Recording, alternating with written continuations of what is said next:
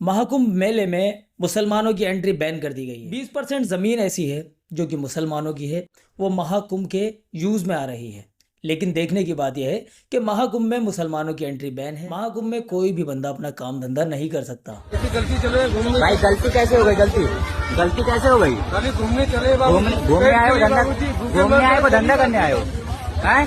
गरीब आदमी भूखे मर जाए। सर इनको कड़ी से कड़ी सजा करवाइए। मना है ना बाबूजी। क्योंकि दोस्तों जब मुसलमानों के लिए एंट्री बैन है महाकुंभ में, तो जाहिर सी बात है कि मुसलमान कहाँ पीछे रहने वाले हैं। मुसलमानों ने भी इस समय में हिंदुओं का आना जाना बंद कर रखा होगा। तो आइए आगे देखते हैं। क्या नाम है तुम्हारा? अजय। अजय तुम ये यहाँ इज्तिमा में हो, तुम्हें कोई मुसलमान मना नहीं कर रहा बेचने की? नहीं कर रहा। अच्छा, कोई परेशानी तो नहीं हो रही यहाँ? कोई रोक टोक तो नहीं है यहाँ पर? नाम बताने के बाद भी तुम्हें ले रहे हैं सामान तुमसे लोग? अच्छा चलो ठीक है, जाओ, है ना, जाओ बेचो, बढ़िया अच्छे से बेचो, जाओ।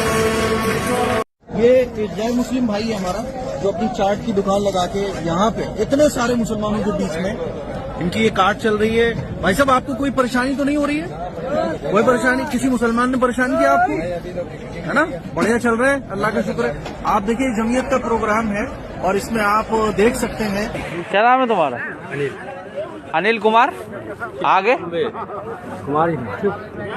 इज्तिमा में तुम्हें चाय बेचने का कोई मना नहीं कर रही है?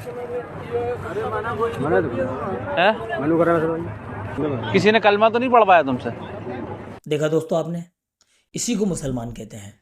इस कुंभ के मेले में या कुंभ मेले के अलावा भी बहुत सारी जगहों पर देखा गया है कि मुसलमानों पर अत्याचार किया जा रहा है। मुस्लिम कम्युनिटी वहाँ पर, आप चाहे आप हिंदू हों, मुस्लिम हों, सिख हों, ईसाई हों, किसी भी धर्म के हों, कोई बाउंडेशन नहीं है। आप जाइए, जाकर वहाँ पर खूब पैसा कमाइए और आपको ना सिर्फ परमिशन मिलेगी बल्कि आपकी इज्जत में भी चार चांद लगेंगे।